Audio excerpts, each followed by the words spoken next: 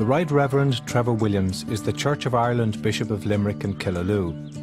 He presides over 16 parishes and 64 churches across 5 counties.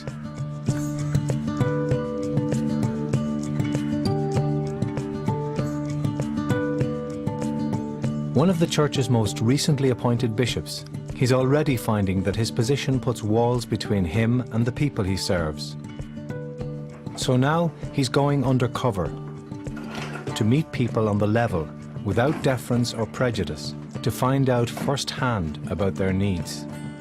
Certainly, not being dressed up as a bishop makes it easier when you start off conversations. I think all of the paraphernalia and rig out of a bishop sort of says, gosh, this is a person who thinks they're much more important than I am, and who wants to meet a person like that, yeah. I think on this journey, I'm hoping for 2 things. I'm hoping to learn a lot from the community that will actually help us to know how to be church better. I'm not so sure what this is about here.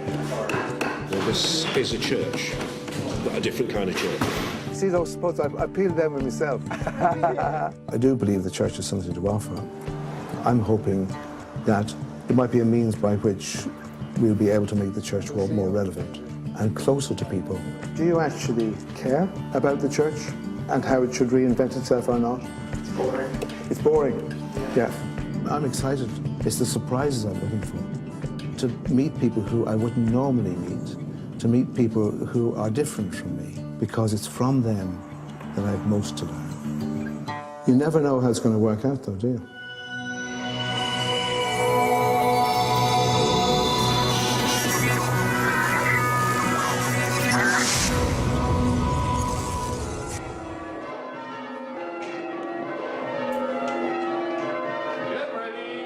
Bishop Trevor is managing a church in decline.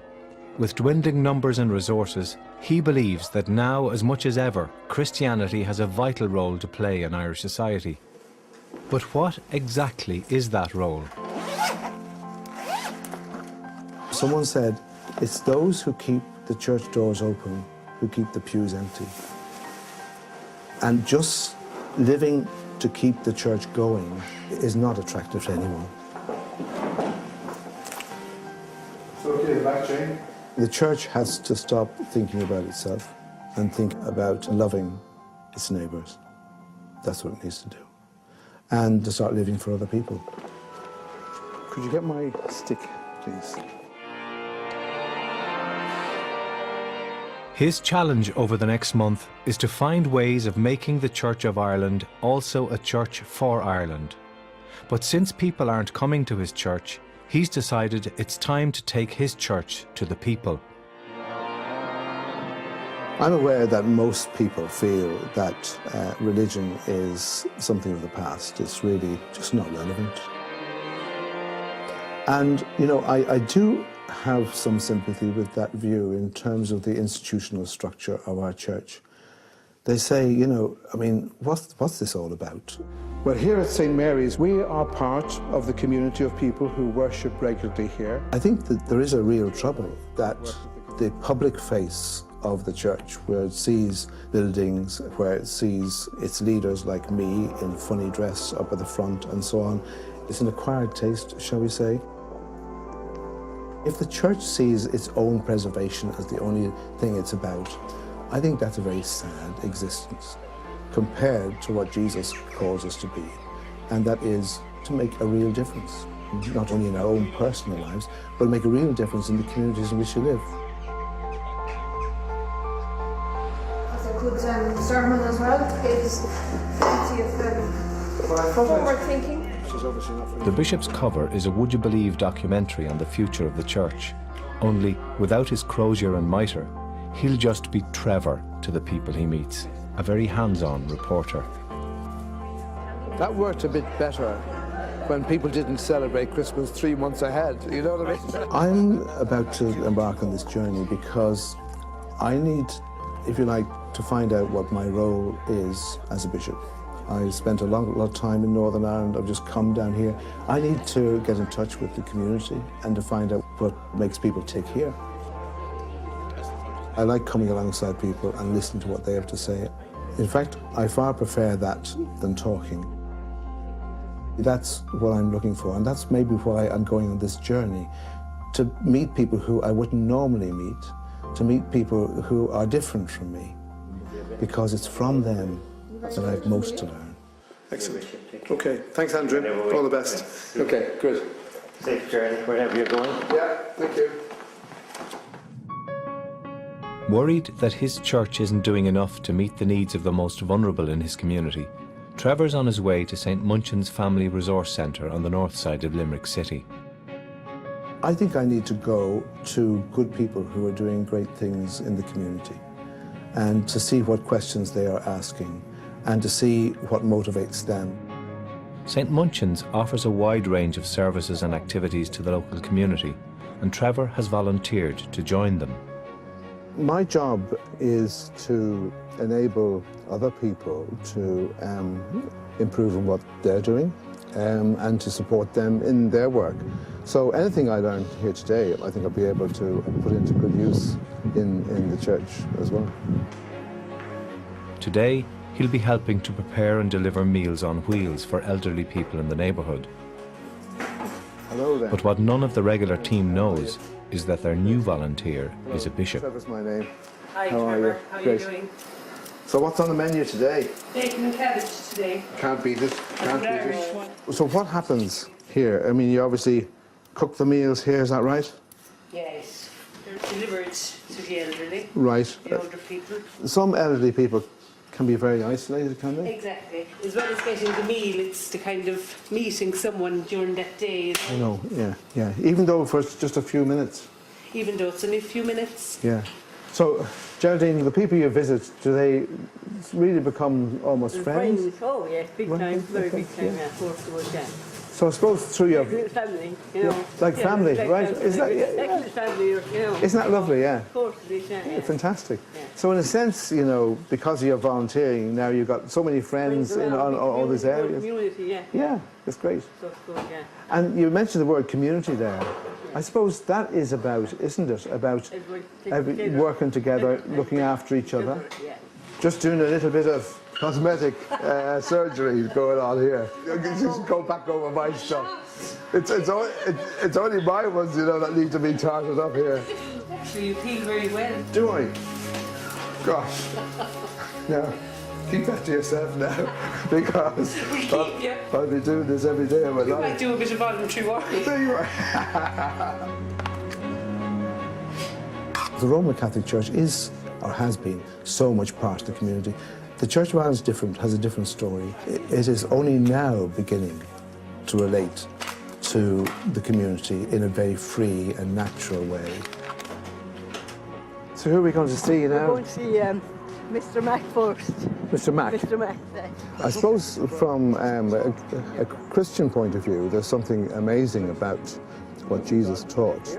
You see those spuds? I peeled them with myself. Yeah, there you are. Tell me how. He said when you give a cup of water to someone who is thirsty, you're actually giving a cup of water to me. It's a contact with some people coming every day to say it hello. is, yeah. Yeah, Say hello. yeah. And- Geraldine's very friendly. yeah. Yeah.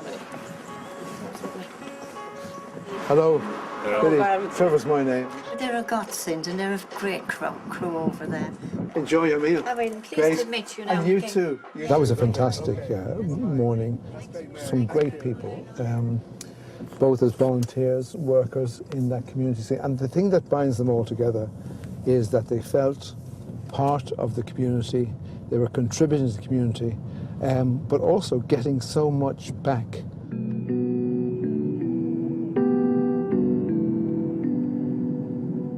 I was born one year, 9 months later, my father was killed in a traffic accident. And my mother wanted to stay at home to look after her 2 children. And so we had paying guests in. We were always tight for money. I remember my mother saying to me, you know, now we haven't enough money this weekend, but it'll be all right. And she used to say, our Heavenly Father will look after us. Now, she didn't know how that would happen.